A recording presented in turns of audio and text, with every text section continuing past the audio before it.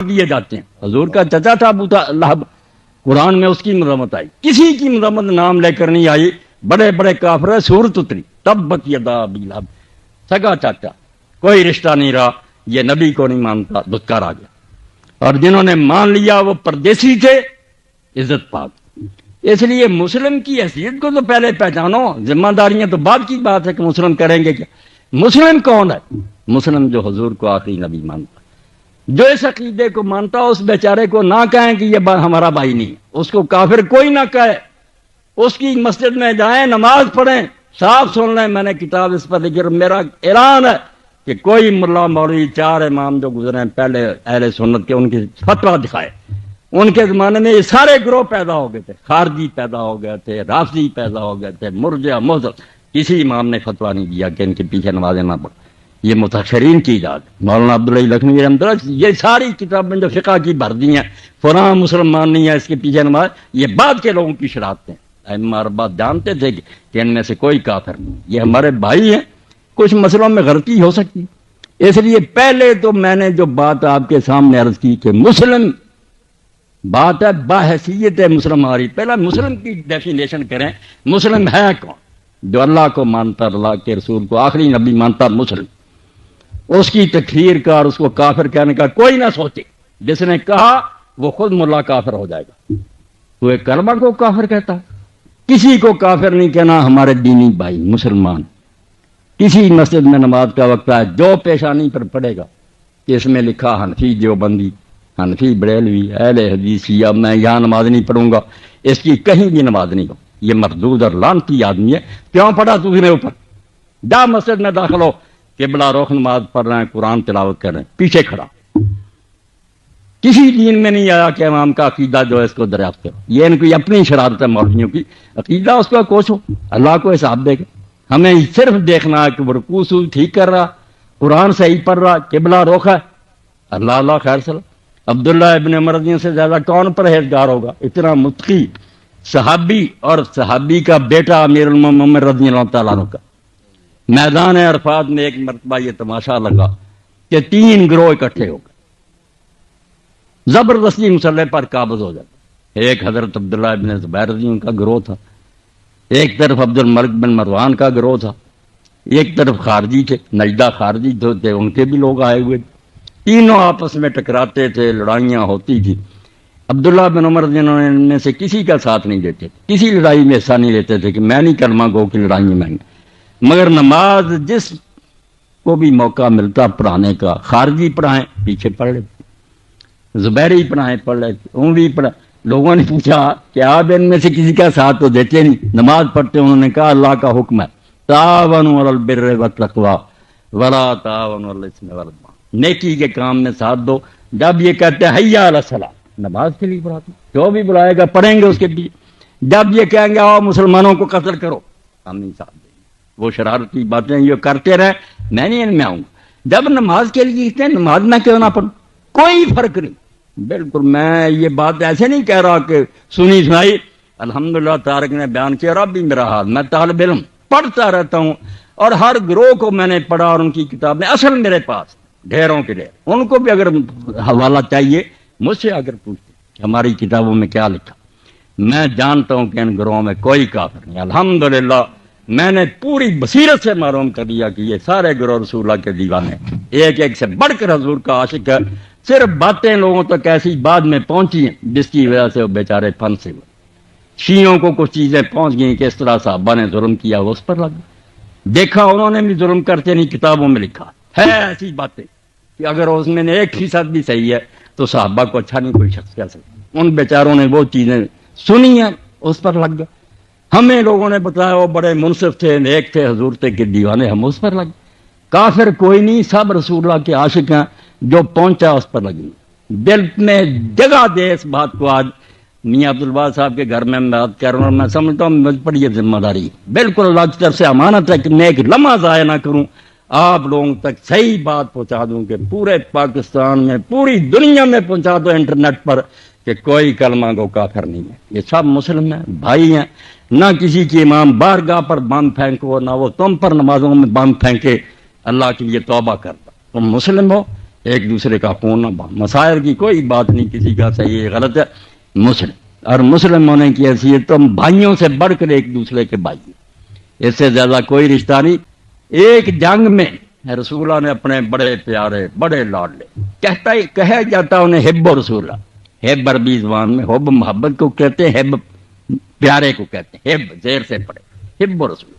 یہ اسامہ ابن زید، ان کے والد کو رسول اللہ نے اپنا بچہ بنایا ہوا تھا، حضرت زید بن حارثہ جانتے ہیں، ان کی بیوی حضور کی پھپھی کی لڑکی تھی زینب، بعد میں حضور نے اسے نکاح کیا، تو یہ اسامہ ابن زید کو ایک لشکر دے کر بھیجا۔ اب ذرا خیال کرنا، اور ان مولوی حضرات کیا ہے، پاؤں پکڑ لو کہ ڈر جاؤ مولوی، ہمیں مسجدوں میں نہ لڑاؤ، توبہ کرو، اللہ کا خوف کرو، یہ دیکھ لیں کہ کلمہ اس شخص نے کس حال میں پڑھا، مگر اسامہ نے قتل کر دیا۔ کیا رد عمل ہوا حضور کا؟ جب یہ جنگ پر گئے، ایک ایسا کافر سامنے آیا جس نے بہت مسلمان قتل کیے، بڑا بہادر تھا، دلیر تھا، حضرت اسامہ کو اس پر بڑا غصہ تھا، وہ قابو آ گیا، گھیرے میں آ گیا، حضرت اسامہ نے تلوار اٹھائی، اس نے پڑھ دیا لا الہ الا اللہ، مگر حضرت اسامہ نے قتل کر دیا۔ اب بظاہر ہم کہیں گے ٹھیک ہے، یہ ہر بات اس نے جان بچانے کے لیے کہا تھا، ٹھیک کیا کہ، مگر لا الہ الا اللہ کا کتنا وزن ہے خدا کے ہاں، جس کو یہ مولوی حضرات بے قدر کر دیں، جس کو جی سکتے لا الہ پڑھنے والے کو کافر کہتے ہیں۔ اللہ کے بندو، نظر آ رہا کتنے مسلمان مارے ہیں، اب اپنی موت کا وقت آیا، کلمہ پڑھ لیا۔ حضرت اسامہ نے جب قتل کر دیا تو واپس آئے حضور تک، بات یہ پہنچی، حضور اتنے ناراض ہوئے کہ اسامہ کہتے ہیں اس وقت میرے دل نے چاہا کہ کاش میں آج نئے سرے سے مسلمان ہوتا تاکہ یہ میرے گناہ یاد پچھلے بخشے جاتے، میرا یہ گناہ بھی باپ۔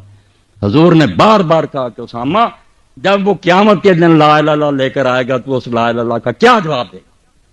تو نے کلمہ پڑھنے کے بعد اس کو قتل کر دیا۔ انہوں نے کہا اللہ کے رسول اتنے لوگوں کو اس نے قتل کیا تھا جان بوجھ۔ حضور نے کہا اللہ نے تجھے دل چیرنے کا حکم دیا؟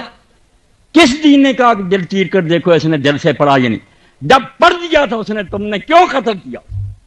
اسامہ اتنے ڈر گئے کہ بعد میں حضرت علی رضی اللہ عنہ کے زمانے میں جب بدقسمتی سے آپس میں لڑائیاں ہوئیں تو اسامہ کو حضرت علی سے بڑی محبت، بہت پیار کرتے تھے، اہل بیت میں سے شمار ہوتے تھے، مگر حضرت علی رضی اللہ عنہ نے جب پیغام بھیجا کہ اسامہ میرا ساتھ دو، تو اسی وجہ سے انہوں نے کہا کہ حضرت علی رضی اللہ عنہ جو حضور کے زمانے میں وہ بات ہوئی تھی نا، وہ مسلمان مجھ سے مارا گیا تھا، اس سے میں اتنا ڈر گیا ہوں کہ اگر آپ مجھے حکم دینا کہ شیر نے منہ کھولا ہوا تو میں اس کے جبڑوں میں داخل ہو جاؤں، میں شیر کے منہ میں آپ کے کہنے پر چلا دوں گا، مگر اللہ کے لیے کرما گو کی جنگ میں مجھے نہ شامل۔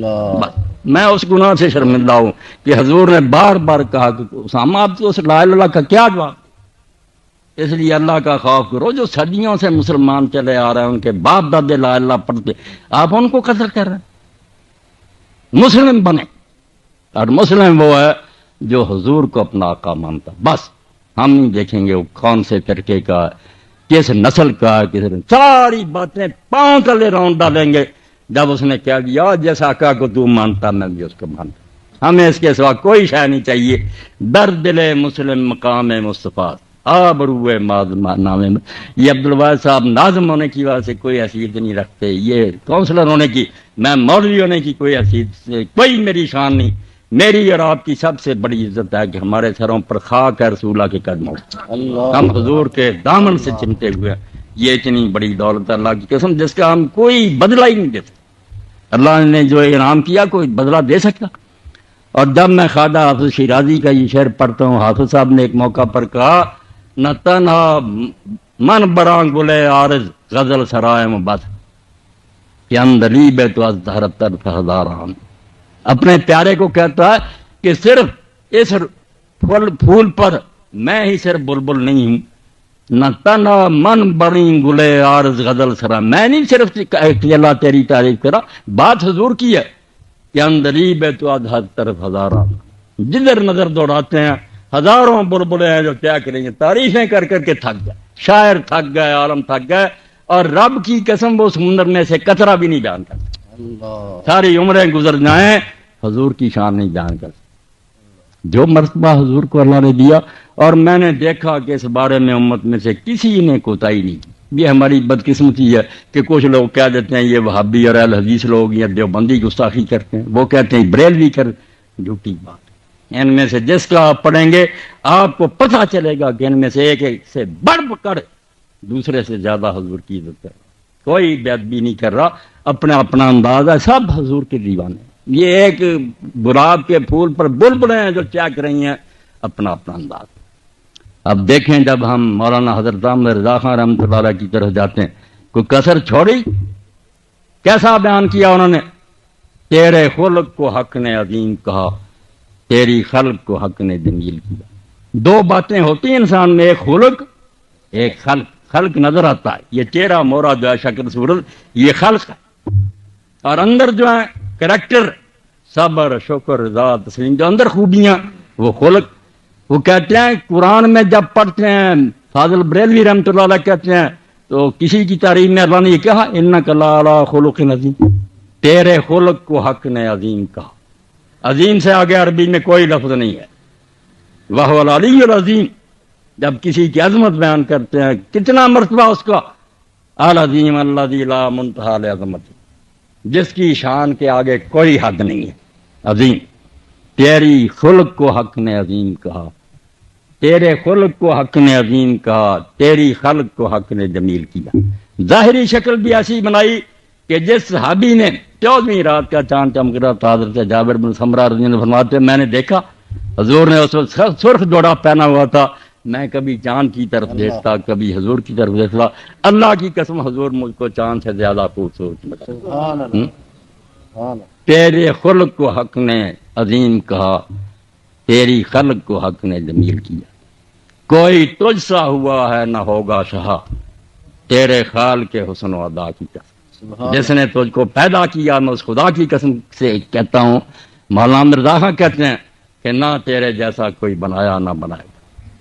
کوئی تجھ سا ہوا ہے نہ ہوگا شہا, تیرے خال کے حسن و ادا کی قسم. پھر ہم دیوبند کی طرف گئے کہ تم لوگ کیا کہتے. میں نے دیکھا کہ جس شخص نے دیوبند کی بنیاد رکھی تھی مولانا محمد قاسم نانوتوی رحمۃ اللہ علیہ, اب جو ان کا پڑھے گا اسے پتا چلے گا کہ ان میں سے ہر شخص رسول اللہ کا کیسا خادم تھا, کیسا محاذ اس نے سنبھالا ہوا تھا. جو دین پر حملہ کا حاضر ہوتا تھا, یہ اللہ کے دین کے ڈیفینڈر تھے, محافظ کھڑے تھے, سر کچلتے. سوامی دیانند کھڑا ہوا, پادری فانڈر کھڑا ہوا, مولانا محمد قاسم نانوتوی اللہ میں آ گئے, ان کو بھاگتے ہوئے راستہ نہیں ملا. اب انہوں نے لمبا قصیدہ کہا جس میں کہتے ہیں کہ اگر اے اللہ کے رسول لگاتا ہاتھ نہ پتلے کو بل بشر کے خدا, اگر وجود نہ ہوتا تمہارا آخر کار. اگر آدم علیہ السلام کی نسل سے حضور آپ نے نہ پیدا ہونا ہوتا, اللہ آدم کے پتلے کو کبھی ہاتھ نہ لگا. اللہ نے کیوں آدم کو بنانا؟ لگاتا ہاتھ نہ پتلے کو بل بشر کے خدا, اگر وجود نہ ہوتا تمہارا آخر کار. اور جب قصیدہ ختم ہوا 2-3 صفحے کا, بڑی لمبی نعت, اور آخر میں جب تمنا ظاہر کی. اب نالائق لوگ کہتے ہیں, اگر میں کہتا ہوں میں سگے مدینہ مدینے کا کتا, یہ کئی حدیث اعتراض کرتے ہیں تو ناپاک جانور. بھائی عقل کریں, یہ محاورہ ہے, جو کتا نہیں بننا چاہتا آج ہی کی بات کہتا کہ حضور کے دربار کا میں کتا ہی بن جاؤں, وہ پاک ناپاک کی بحث میں نہیں پھنستا ہوا. آپ اپنی نالائکی سے بحث میں الجھتے ہیں. تو مولانا نانوتوی رحمۃ اللہ علیہ فرماتے ہیں امیدیں لاکھوں ہیں. آپ ذرا صبر سے سنیں, میں میاں عبد الواحد صاحب کا شکر گزار ہوں, مجھے موقع دیا. یقین جانے رسالت محمد علیہ السلام کا تذکرہ میری رضا ہے. میں سمجھتا ہوں نالائق ہیں جو حضور کی امت میں ایک دوسرے کو لڑاتے ہیں. آپ کا امتی ہونا کوئی چھوٹی بات ہے. تو فرماتے ہیں مولانا پھر آخر میں تمنا کہ میں چاہتا کیا, امیدیں لاکھوں ہیں. کہتے ہیں امیدیں تو ختم ہی نہیں ہوتی, آدمی یہ بھی چاہتا, یہ امیدیں لاکھوں ہیں, لیکن بڑی امید ہے یہ کہ ہو سگانے مدینہ میں میرا نام شمار. وہاں کے کتوں میں مجھے شمار کر لیا. جیوں تو ساتھ سگانے حرم کے تیرے پھروں, مروں تو کھائیں مدینہ کے مجھ کو مور و مار. وہاں میری قبر بنے, وہاں کے سانپ اور کیڑے مجھے کھا دیں. پھر فرماتے ہیں جو یہ نصیب نہ ہو اور کہاں نصیب میرے کہ میں ہوں اور سگانے حرم کی تیرے کتاب. مگر قاسم بیچارے کی کہاں یہ قسمت کہ یہ مدینے کے کتوں میں پھرے, میں تو ہندوستان میں پھنسا ہوں. تو پھر کہتے ہیں اڑا کے بعد میری خاک کو پس مرگ کرے حضور کے روضہ کے آس پاس نثار. میں جب مر جاؤں اور میری لاش تو مٹی ہو جائے تو ہوا مجھ پر مہربانی کرے کہ یہ میری مٹی کو اڑا جائے اور حضور کے روضہ کے آس پاس بکھیر میری مٹی وہاں پہنچ. جو یہ نصیب نہ اور کہاں نصیب میرے کہ میں ہوں اور سگان مدینہ کی تیرے کی تار. اڑا کے بعد میری خاک کو پس مرگ کرے حضور کے روضہ کے آس پاس نثار. پھر بیچارے کہتے ہیں یہ بھی کیسے ہوگا, میں چاہتا ہوں مگر کہاں جائے گی میری مٹی, ولے یہ رتبہ کہاں مشت خاک قاسم کا کہ جائے کوچائے اتھر میں تیرے بن کے غبار. آخر میں کہتے ہیں بس اب درود پڑھ اس پر اس کی آل پہ تو کہ تا وہ خوش ہو اس سے تجھ سے اور اس کی عطر تیر تھا. بس درود پڑھ الہی اس پہ اور اس کی آل پہ بھیج وہ رحمتیں کہ عدد کر سکے نہ ان کو شمار. کسی کمپیوٹر میں نہ آئے اتنے درود حضور پر نازل کر. سن لیا دیوبندی کا. پھر میں شیعوں کی طرف گیا کہ آپ لوگ کیا کہتے ہیں. اس کتاب کو دیکھا جو صحیح بخاری کے درجے کی, کافی کو دیکھا, اصول کافی میں پڑھا. رسول کریم علیہ السلام کے حالات میں آیا کہ لوگوں نے امام جعفر الصادق علیہ السلام سے کہا کہ امام رسول کریم صلی اللہ علیہ وسلم کے بارے میں کیا کہتے ہیں آپ. انہوں نے کہا ہمارے دادا نے تو امیر المومنین علی علیہ السلام نے یہ فرمایا تھا ما برا اللہ نسمتن خیر من محمد صلی اللہ علیہ وسلم. اللہ نے کوئی جان ایسی نہیں پیدا کی نہ زمین میں نہ آسمان میں جو محمد رسول اللہ سے بڑھ کر حضور سے بہتر اللہ نے کوئی پیدا نہیں کیا. بل جو بنانا تھا نا رخ مصطفیٰ ہے وہ آئینہ کیا بیسا دوسرا آئینہ نہ ہماری چشم خیال میں نہ دکان آئینہ تھا. اللہ نے وہ سانچا ہی توڑ دی. نہ آپ جیسا بنایا نہ بنائے گا, بالکل کوئی نہیں بنایا نہ بنائے گا. حضور کو بے مثال بنایا, اپنی کائنات میں ایسا بنا دیا جس کی کوئی نظیر اور مثال نہیں. بھوپال چلا گیا پھر میں, اور میں نے اس شخص کو دیکھا جس کی وجہ سے ہندوستان میں یہ تحریک اہل حدیث پھلی پھولی, جس کو اللہ نے موقع دیا کہ شاہ جہان بیگم جو ریاست بھوپال کی بیگم تھی, نواب تھی, انہوں نے اس سے نکاح کر لیا.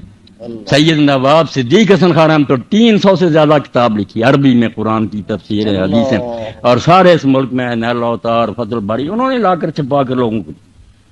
ان کا سیدھا نفس تیب دیکھا کہ نواب صاحب آپ کیا کہتے ہیں حضور, لم یخلق اللہ القدیر عدیلہ فی عزت و فضیلت و دجائی. اللہ نے رسول اللہ کے برابر کا کوئی پیدا نہیں کیا, جو شان اور مرتبہ حضور کو دے دیا کسی کو نہیں. جدھر دیکھا لوگ حضور کے دیوانے نظر آئے, اس پھول پر بلبلیں جو ہیں طواف کرتی نظر آئے. کوئی گستاخ نہیں نظر آیا, کوئی گمراہ نہیں نظر آیا. یہ لوگوں کی تنگ ظرفی اور دماغ کی تنگی ہے کہ اپنے گھروں میں بیٹھے ہیں کہ ہم ہی مسلم ہیں, دوسرے مسلم نہیں, سب مسلم. آپ اس کنویں کے مینڈک کی طرح نہ رہیں, نکلے اس کنویں سے سمندر میں چلے جائیں, سب نظر آئیں گے کہ بڑے بڑے عالم ہیں, تہجد گزار ہیں, اولیاء اللہ ہے, شیعوں میں بریلویوں میں کوئی کافر نہیں. مسائل ایسے ہی کسی کو جو پہنچا بیچارہ سمجھ رہا کہ حضور نے یہی فرمایا, کوئی وہی نہیں آ رہی کسی کو, نہ حضور مل رہا کہ فاصلہ ہو جائے کہ آپ نے رفع یدین چھوڑ دیا تھا یا نہیں چھوڑ دیا تھا. جن بیچاروں کو پتا چلا آپ آخر تک کرتے رہے, وہ اپنے باپ کی سنت سمجھ کے کرتے, انہوں نے کہا حضور کرتے رہے, کیوں اجر نہیں ملے گا. جو نہیں کرتا وہ بیچارہ کہتا ہمیں تو علماء نے بتایا کہ حضور پہلے کرتے تھے بعد میں چھوڑ دیا. اب یہ بات صحیح ہے, یہ علماء فیصلہ کرتے. پھر ایک آدمی نے اگر چھوڑ دیا کہ علماء کہتے ہیں یار حضور نے چھوڑ دیا, اس بیچارے کی نیت کا اس کو اجر ملے گا یا نہیں ملے گا. اللہ ظلم کرے گا, دیکھے گا کہ اس بیچارے کو یہی خبر ملے گی. میرے حضور کا یہی پتہ چلا تھا, وہ جو کر رہا ہے سمجھ کر یہی کر رہا ہے کہ رسول اللہ کا ہی عمل. اس لیے ناراض نہ ہوں, دل تنگ نہ کریں. ایک ہی سب میں کھڑے ہیں, آپ رفع یدین کر رہے ہیں, وہ نہیں کر رہے, خوش ہو جائے, آپ کا دل پھول کی طرح کھل جائے کہ یار ایک نمونہ حضور کا میرے پاس ہے, دوسری تصویر اس کے پاس. کوئی ناراض نہیں ہونا چاہیے, بلکہ اگر سفیان ابن عیینہ کی طرح کریں, میرا مشورہ یہ مولوی مان لیتے تو ہر عالم جو تھا وہ کبھی رفع یدین کرتا, کسی نماز میں چھوڑ دیتا. اہل حدیث بھی اسی طرح کرتے, دیوبندی بھی اس پر آتے, اور ایسے کوئی اسلام نہ ان کا برباد ہوتا, حضور کی ساری سنتوں پر عمل ہو جاتا. کوئی نہیں آپ نے نہ بند کیا نہ چھوڑا. احسان ابن یوسف بہت بڑے حنفی عالم ہیں, خود مولانا عبدالحی رحمۃ اللہ علیہ فرماتے ہیں پڑھ لو حنفی علماء کے تذکروں میں. وہ حنفی ہوتے ہوئے رفع یدین کرتے سی نہیں, اور مولانا عبدالحی لکھتے اس سے ان کی حنفیت برباد ہوگی. کیا نقصان پہنچا حنفی کا, انہوں نے کہا بھائی میں نے چھان بین کی ہے، مجھے یہی پتا چلا کہ حضور آخر تک کرتے. سبحان اللہ. میں صرف یہ کہہ رہا ہوں کہ آپ چھوٹی باتوں کی وجہ سے اس رشتے کو نہ قطع کریں جس نے ہم کو جوڑ رکھا. حضور کو ماننے کی بات ہم ایک ہے، اس پر کینچی نہ چلائیں. جو آپ کو ملتا آپ اس پر عمل کریں، دوسرے بھائی کو بھی جینے دیں. آپ دل کھلا کریں کہ وہ بھی الحمدللہ حضور کا طریقہ سمجھ کر رہا، میری اس کی کیا دعوت. بالکل خوش ہونا چاہیے.